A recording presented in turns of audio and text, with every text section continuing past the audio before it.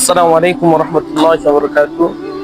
حامدا ومصليا ومسلما أما بعد فأعوذ بالله من الشيطان الرجيم. بسم الله الرحمن الرحيم. إن الذين آمنوا وعملوا الصالحات كانت لهم جنات الفردوس نزلا. وقال تعالى: يا أيها الذين آمنوا كتب عليكم الصيام كما كتب على الذين من قبلكم لعلكم تتقون. সম্মানিত দর্শক, পবিত্র মাহে রমজানের মোবারকবাদ। যে আল্লাহ রাব্বুল আলামিন আমাদেরকে পবিত্র রমজানুল মোবারক মাসে রোজা অবস্থায় কোরআন ও হাদিসের কিছু গুরুত্বপূর্ণ কথা আলোচনা করার এবং শোনার তৌফিক দান করেছেন।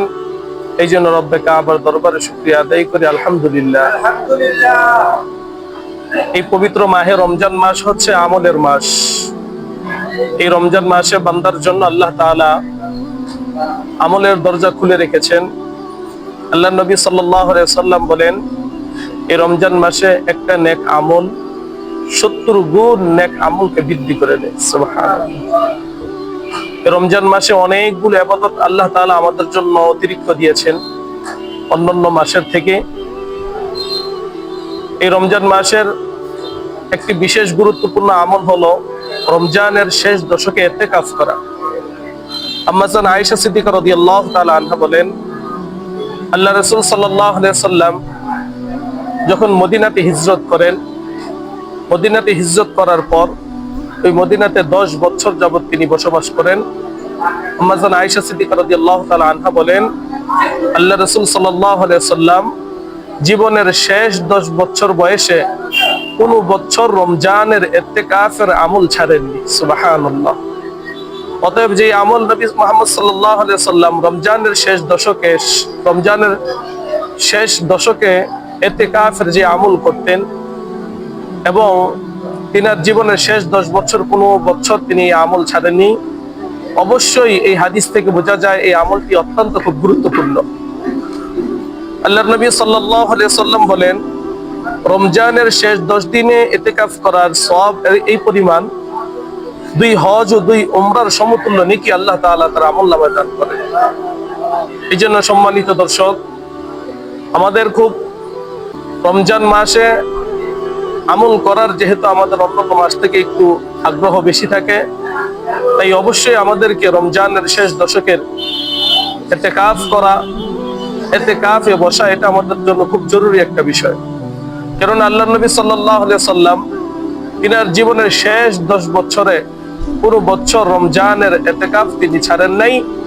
অতএব যেহেতু আমাদের নবী মুহাম্মদ সাল্লাল্লাহু আলাইহি ওয়াসাল্লাম জীবনের শেষ 10 বছরে রমজান মাসে ইতিকাফকে খুব গুরুত্ব দিয়ে আদায় করেছেন, সেই হিসাবে আমরা তিনার উম্মত এই হিসাবে আমাদেরকেও শেষ দশকে ইতিকাফ করা আমাদের জন্য খুব জরুরি। আল্লাহ তাআলা আমাদের সকলকে রমজানের শেষ দশকে ইতিকাফ করার তৌফিক দান করুন। এবং এই ইতিকাফের বিষয় খুব গুরুত্বপূর্ণ একটা বিষয়। অনেক জায়গায় দেখা যায় ইতিকাফ করার জন্য কোনো মসজিদে কোনো লোক পাওয়া যায় না।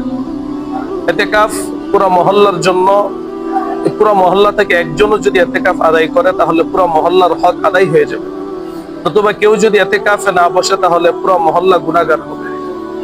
এবং দেখা যায় অনেক সমাজে ইতিকাফে বসার জন্য লোক পাওয়া যায় না, টাকার বিনিময়ে, বিভিন্ন কাপড়ের বিনিময়ে, বিভিন্ন খাবারের বিনিময়ে ইতিকাফে লোকদেরকে বসানো হয়। এই বিষয়টা এই চুক্তির মাধ্যমে, খাবারের মাধ্যমে, টাকার বিনিময়ে, পোশাকের বিনিময়ে ইতিকাফ করে, এটা সম্পূর্ণ ইসলাম নিষেধ করেছে। তাই যে সমস্ত সমাজে মহল্লার ভিতর ইতিকাফের লোকদের সাথে চুক্তি করে ইতিকাফে বসানো হয়, এটা সম্পূর্ণ একটা অন্যায়মূলক কাজ, ইতিকাফের বিরোধী একটা কাজ। এই জন্য আমরা ইতিকাফে যারা বসবো, তাদের জন্য বার্তা হলো আমরা দুনিয়ার কোনো টাকা, দুনিয়ার কোনো খাবার এবং পোশাকের কোনো লোভে আমরা বসবো না।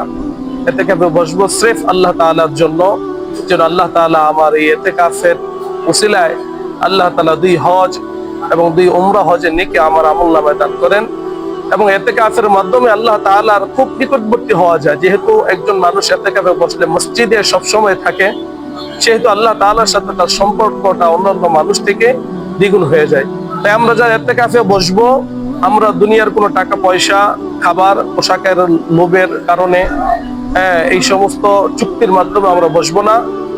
আর প্রত্যেক মসজিদ মহল্লার যারা দায়িত্বশীল আছেন, আমরা অবশ্যই এটাকে গুরুত্ব দিব। টাকার বিনিময়ে, পোশাকের বিনিময়ে, খাবারের বিনিময়ে ইতিকাফ লোক বসানো থেকে বিরত থাকবো। আল্লাহ তাআলা আমাদের সকলকে আমল করার তৌফিক দান করুক। ওয়া আখির দাওয়ানা আলহামদুলিল্লাহি রাব্বিল আলামিন। আসসালামু আলাইকুম ওয়া রাহমাতুল্লাহি ওয়া বারাকাতুহু।